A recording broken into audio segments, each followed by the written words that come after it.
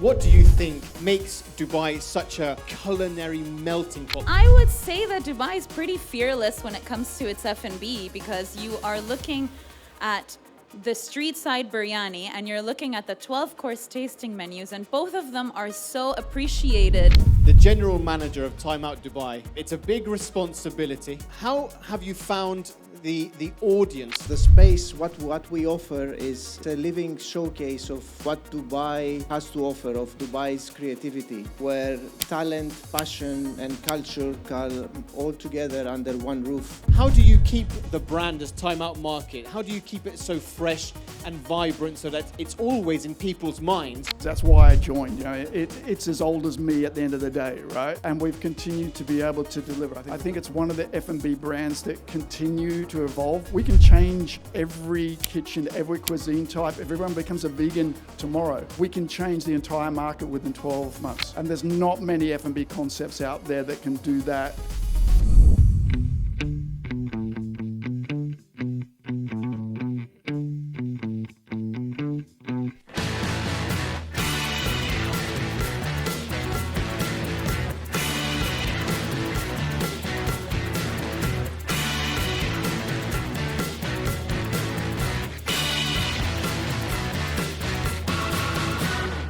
JKP soldiers, we have come to the finale, the crescendo, if you will.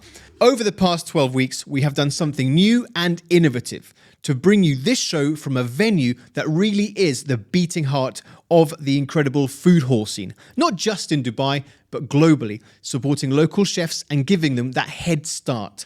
Plus, who can forget the encyclopedic phenomenon, the up-to-date all things information that tells you all about the latest restaurant openings, places to be seen, celebrity hotspots. Of course it is Time Out magazine.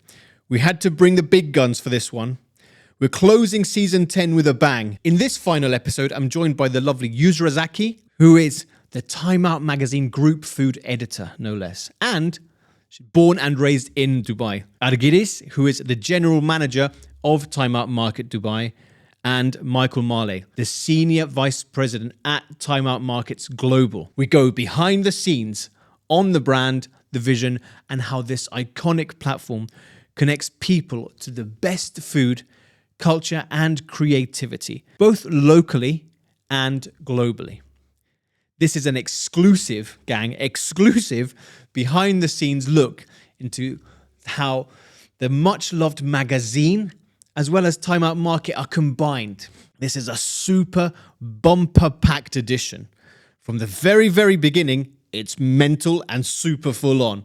For the final time this season, time to rock and roll. Welcome to the Chef JKP podcast with me, James Knight Pacheco. Hello, everyone. Thank you so much. Thank you so much. We are now coming up to our fourth incredible interview of the day. Now, don't forget, the most important thing is to follow, share, and subscribe to the show on YouTube on all podcast hosting platforms. At the same time, don't forget to give us a little follow on the Instagram accounts, Time Out Market Dubai and the Chef JKP podcast. So what do we have in store for you for this final interview of the day? We have the Avengers, basically, just to tell you. We have the incredible, amazing team. I'm not even going to say it because I'm just so excited. So, ladies and gents, please give a huge round of applause to Michael Marlay, Argiris, and Yousra Zaki from the Time Management team. All right, team, so we're going to get you all settled in. Now, just so I can do a little sort of background check.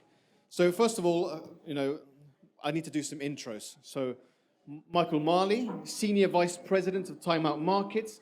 Argiris, who is the Time Out Manager, the General Manager of Time Out Market Dubai is here. And finally, we have Yousra Zaki, who is the Group Food Editor of the phenomenal Time Out Market magazine. All of you, a very warm welcome to the show. Now, Yousra, no pressure, ladies first, so we're going to start with you. Now, what does it mean to you, Time Out Market, as a storyteller of food within the city? You know, I grew up in Dubai, and so I've been actually reading Time Out Dubai since 2001 when it launched. So it's a very personal thing to me. Like, Time Out means more to me than just the magazine or the team that curates the market. It's basically been my guide to life. And full circle, now I'm telling people where to go eat. And Time Out Market is basically like our experience as editors, as people who grew up here in Dubai.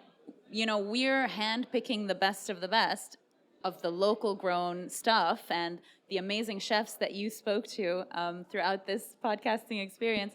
And we bring them here under one place, under one roof. And I mean, there's a reason it's so popular. Everyone loves them. Everyone loves the food. And yeah, a lot to me. But I was going to say, have you been surprised growing up in Dubai about sort of the entire culinary journey of Dubai? Yeah. I mean, when I was 12 years old, the most exciting thing was chilies. You know? Now, it started, 20 years ago, you started seeing international names coming into the city and sort of dominating the scene. And now, as time has gone on and as the city sort of figured out its culinary identity, you see so many more homegrown chefs. And I feel like now they've become the ones to beat. And they're the ones that the diners really are excited about and interested in. So I've actually seen the transformation from the 90s when I came here to now, 2025. But then, what do you think, again, in your opinion, makes Dubai such a culinary melting pot? Because it just seems to me that there are talents from all over the world, and at the same time, we are growing, it feels like we're growing, some amazing heroes here. Yeah, I mean, I would say that Dubai is pretty fearless when it comes to its F&B, because you are looking at the street side biryani and you're looking at the 12-course tasting menus, and both of them are so appreciated equally, almost, I would say. Like, people really focus on the budget dining as much as they focus on the 2,000 dirham experiences. And I feel like this sort of fearlessness of having all of that in the same place, literally door to door in some situations, is what makes Dubai so unique. No, I agree. I think it is incredibly unique, really, and exciting at the same time. Now, Argiris, I have to say to you, first of all, the general manager of Time Out Dubai, it's a big responsibility. It's a big role, which, of course, you're absolutely the right person to guide the place. But how have you found the audience or the diners have connected with the restaurants here? First of all, the space, what we offer is it's so unique.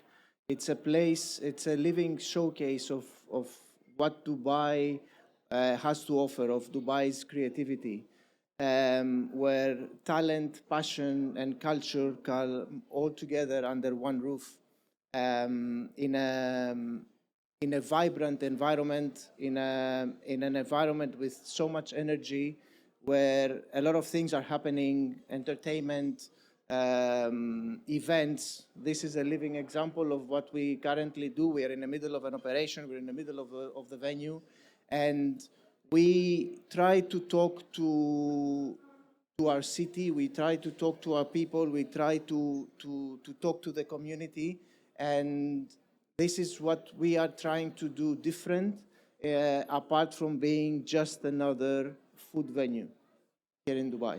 No, and I was thinking, as you were saying that, I was thinking, I don't really know anywhere else that really does what Time Out Market does so well. You're curating not just beautiful food and beverages and things like that. You're also curating different experiences for people. Now, I call this venue hybrid. Yes. It transforms. It can transform.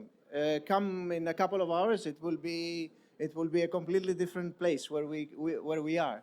It's amazing, and the team behind all the efforts and ideas.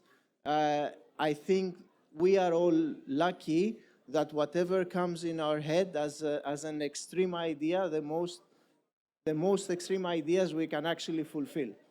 No, I mean, I think it's just such a beautiful space, and it's almost limitless with what you can do here. Now, Michael, for you, you're involved with timeout markets throughout the world, you know.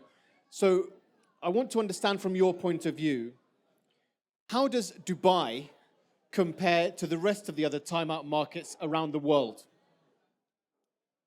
I think being one of our first really successful markets, it's a showcase of what we can do. As I said to you before, we're really evolving the brand into Timeout 2.0. We're opening our second market in New York. So for us, we're having to challenge ourselves to do something different. So we're able to leverage a lot of the learnings from what we do in Dubai, and Dubai is, I think one of the chefs was saying before, it's really that sort of, Yousra was saying about being fearless. It's so competitive. You can do so many things. So it's probably in the top 2 of our markets around the world now, snapping on the heels of Lisbon and New York. And it just goes to show it's kind of that sleeping giant that's really able to wake up. And as we still evolve and look at the experiences and continue to curate and bring in the next level of great chefs. I just tried 3 for Eva, one of our latest curations. We had a tasting on Friday of another chef that's going to join shortly. That opportunity to constantly evolve and bring the best of is something we're able to then take out to the world and continue to evolve the brand from our learnings in Dubai. But if I sort of go back to Lisbon, New York, Chicago, can I ask from your perspective, because you travel a lot, Yep. do we as a city at Dubai, are we up there with those greats? Look, I would say it's underrated what Dubai is putting out at the moment. I've just been away for about 3 months, opening up in Osaka, been to Lisbon, been to our other markets and seeing what's happening there. Coming back to Dubai, there's always something new, something else happening. Each of our markets brings something special and something unique. Lisbon is special. There will never be another Lisbon. Chicago is something that we're currently evolving after 5 years. It's time to give some love there. We're about to really start to take the market out to the street this summer. Relook at the beverage program, taking a lot of the stuff. We have a GM conference that I initiated when I joined the team, and we take our best talent. The best people of the city are our GMs, right? The guys who know the F&B scene the best. So sharing that knowledge twice a year. The guys have got a network now that they can share ideas, and we can take something like this concept, I'm sure is going to be repeated somewhere at a timeout market, somewhere in the world in the next 30 days. Oh, 100%. 100%. So it is the best of. So we look at the best of timeout. It's the team is becoming very competitive within themselves to keep evolving the brand and taking the learnings from the likes of Dubai, Lisbon, New York, into each of the new markets. We're just sharing with Taro, our GM in Osaka. Argiris was there helping me. We're sharing with some of the great things we've done here with the beverage program. And he's already started to implement some of that stuff. So it's showing results. Now, Yousra, again, being a Dubai baby, if you like, how do you balance the sort of editorial line of having phenomenal sort of chefs from around the world to come here? Time Out as a magazine is a guide, as you said, for life, for people who are coming from the city, or even if it's the first time ever when you land, the first thing that they give you is the magazine, right? As the group food editor, you know, and I feel pressure when I'm working in kitchens, do you feel a lot of pressure sort of representing Time Out and also giving tourists and people who live here that sort of guidance when it comes to food and dining? Yeah, I mean, there's always a little pressure to deliver, you know, on the Time Out name, because everyone knows that that's where you go to get sort of the whole experience. I do think that You know, I don't overthink it. We strike the balance naturally because I feel like Dubai wouldn't be where it is today if it weren't for those international chefs that came in and sort of, you know, perhaps set the tone and gave these guys who are, you know, homegrown chefs today did start in those kitchens and in those hotels. I mean, Reef, you know, who started at Zuma before he opened Reef. I feel like these things are really important to acknowledge. And when I'm writing about places to go to now, I try not to overthink about whether it's homegrown or not. Of course, we always champion the homegrown, but if it's good, it's good. You write about it, you tell the people to go, you encourage it. So yeah, it's a natural art over, you know, rather than a science of like we need 50-50 or 60-70. 60-40. Yeah. Whichever, it's fine. But then, again, from a writing perspective, when you're placing the specific restaurants, whether it's could be Ravi's, for example, or it could be FZN, how much fine dining or casual dining or street food goes into planning that sort of edition of the magazine? You know, we like to always have a mix. I'll sit with the editors and we'll choose sort of which restaurants we want to push out or talk about. And it will be, we'll try to always make it different parts of the city, not like everything on the Palm. We'll look at different price points. We'll look at a burger place and also a tasting menu, but also a cafe. So it's always good to give people a nice selection of things because you don't want to be leaning too much into one thing, too much budget or too much high end. So I do think definitely it's a responsibility for us to show every sort of corner of the city in a responsible way. Because I want to also, so I was doing a show the other day with Valrhona. And I was talking to the general manager of EMEA, so Middle East and Africa, and also global for Valrhona. And the Dubai chocolate came up. Now we know there's a world shortage of pistachios because of Dubai chocolate. Thanks a lot, fixed chocolate. Yeah. But I was going to say, it just feels like there's so much innovation happening here, constantly, you know? And Michael, from your point of view, how do you keep the brand as Time Out Market? How do you keep it so fresh and vibrant so that it's always in people's minds wherever they're traveling in the world? I think it's one of those unique brands. That's why I joined. You know, it's as old as me at the end of the day, right? The magazine was born in the 60s. I was born in the back end of the 60s. And we've continued to be able to deliver. I think we've got the mission to do that. I think it's one of the F&B brands that continue to evolve. We can change every kitchen, every cuisine type. If everyone becomes a vegan tomorrow, we can change the entire market within 12 months. And there's not many F&B concepts out there that can do that and deliver the size of venue that we've got and serve the number of guests that we do each and every day. So I think that's the unique opportunity that we do have with the brand. Leveraging what we've got with the talent from our media that has kind of got that, they're almost doing the reconnaissance. They've got the radar out there, it's what's happening, and we can take that. And then there was a comment before about a wait list. You know, we don't have a wait list. It becomes an opportunity for us to see when someone is no longer performing at the best or hasn't been voted the best in that category, to start to go and look and start to go and research, and all of a sudden something will pop up that is truly the newest, the best. And it's great to see some of our brands grow with us and evolve. Some of our brands in Lisbon have been with us for 10 years. Some have been there for 10 weeks. So it's one of those great F&B operations that can continue to evolve depending on what the customers tell us they want to see and eat. Argiris, again, for you, now I know that you've just sort of recently joined. You know everyone here in the market extremely well. I love the fact how Hatem was describing about when you do your tastings, you understand ingredients, product, the thought behind. From your point of view, where do you see Time Out Market Dubai in 2 to 5 years' time?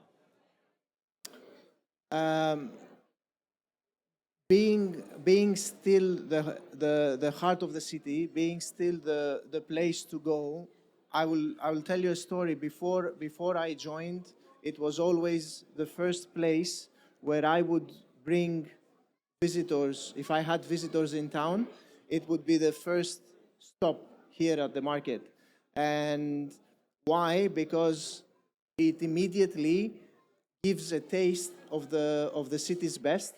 In a prime location, you oversee the fountains, you oversee Burj Khalifa, so you tick a lot of boxes at once. You get a perfect taste of what's happening in the city, and also if it's a big group, you don't have to worry. Where are we going? What are we eating? Everybody will be happy. Everybody will find something that will love, and I'm proud that now that I'm part of this, a part of this concept, and looking forward just to elevate, keep the consistency for me is so important, and it is the real measure of success, and bringing always the best of the city. That is what will keep us on top of our game. So then, a question for both Michael and Yousra. In your point of view, if I'm a young chef and I'm sort of looking to get into Time Out market, whether it's Dubai or Chicago or wherever, New York, I want to know the criteria for me for basically for the team to have their eyes on me in order to be able to sort of potentially be in a space like this. So, Michael, I'll start with you on that one. Yeah, it could be two totally different answers here, right? So I'm looking for the brand that's not the Instagrammable brand, that's not going to be an overnight success. I'm looking for people who've got passion, who've got opportunity to grow with us, who there is a bit of humility. And then there's another side of it that I need to make sure that it is transferable to a size of an operation that's going to serve up to 5,000-6,000 people a day, right? So not every chef is going to be able to do that in the life cycle of where they're at in their brand. And then the last part for us is we're running a business at the end of the day, a hugely successful business. So we've got to be able to find the operators who can add to that business and go on the journey with us. Yousra, for you. I like to look for, obviously homegrown. That's the first set of criteria. After that, I try to find something that gives you a taste of Dubai that you've never really seen before. And I'm not talking like Middle Eastern food. By a taste of Dubai, I feel like the chefs here have kind of created their version of this Dubai cuisine that, diners here, there's a hit list of dishes that they love. And no, it doesn't need to be one of those. You don't need a burrata or a truffle pizza to come into Time Out Market, but you kind of give people something that they didn't know they needed. Kind of what I look for, and that's what makes you kind of step back and go like, oh, this is really interesting. And I will always remember places that give me that feeling, so that when we're talking and thinking about what could come next, we have these suggestions top of mind. I know that's not a very concrete answer to the chef. But I think what's important to know is that it has to be a homegrown concept or a homegrown hero. It cannot be an international name. So that's really, really important and really key. At the same time, I'm going to put this question is for all of you now. I don't like to talk about favorite children or favorite restaurants, okay, because it's not fair. But you're talking about Time Out Dubai. For you, what's your go-to dish that you always want to come and have a little cheeky bite? Yousra, I can already hear it in your eyes. It's always hard because I come to the market and people are like, what's your go-to dish? I'm like, I like a lot of stuff.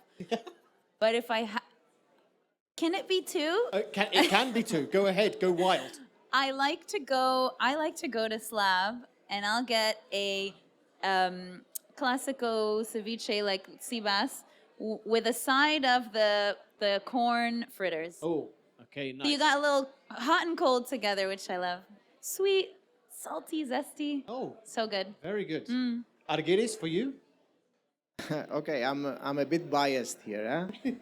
I wonder what you're going to choose. Yeah, so I'll I'll skip it a little bit. I'll tell you a story of 3.5 years ago when I first came to the market, and what impressed me. So I opted for an ice cream, and the ice cream is up until now still served à la minute using liquid nitrogen. Oh.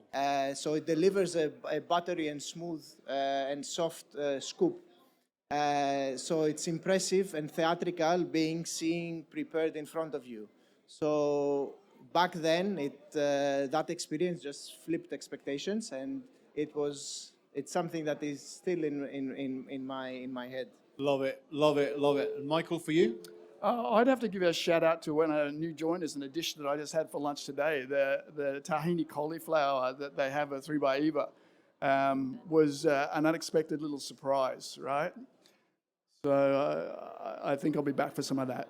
But I think that's what's really cool also about the market is there are dishes that really surprise you. And as you said about the ice cream and the little pickles and or the fritters and stuff like that. And I think that's what's so wonderful about having such a space. I think it's just phenomenal. I think it's one of the things I was talking to you about. You know, there's something for everybody, every hour of every day. And I'm not in Dubai a lot, but when I'm back with the guys, you know, we might have an early morning meeting. So, you know, Boone, they're always so great with their coffee. We might be here late, staying back, checking out a new DJ. Pit Fry have always got something for us. Right. Garlic knots. We've got all of our favorites. But it just depends on the mood. And that's one of the great things, that you can have all four of us can all come the same day, be wanting something different, and it's there, and it's ready, and it's some of the best food in the city by far.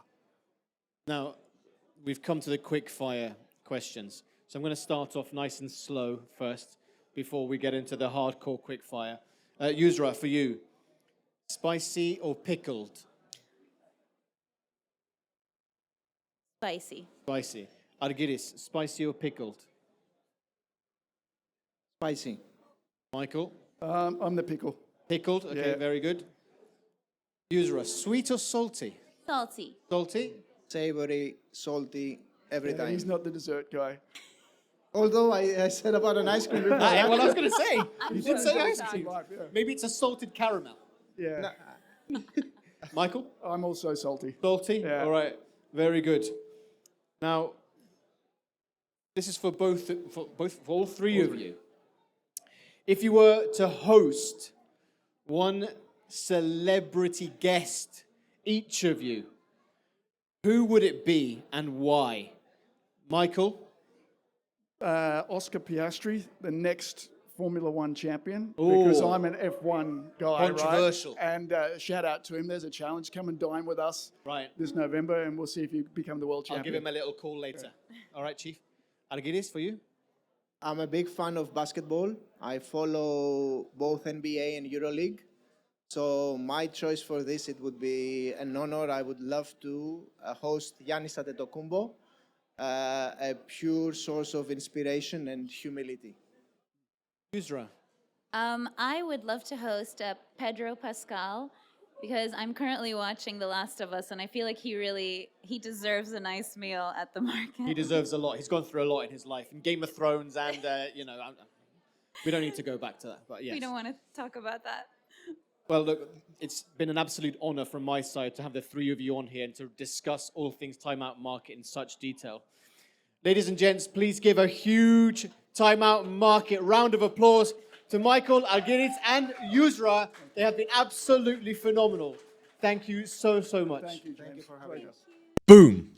I told you, gang, it was super bumper packed. What a way to end an incredible run of interviews.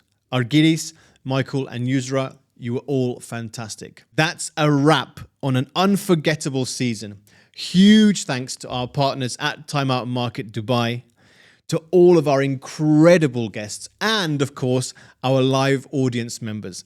It has been an absolute honor One of the things I must mention to all of you is that I could not have done this without the help of a few incredible people. First of all, Maya from Time Out Markets Dubai. She is the one who works closely with all of us to make sure that everything happened and runs well on time on and off site.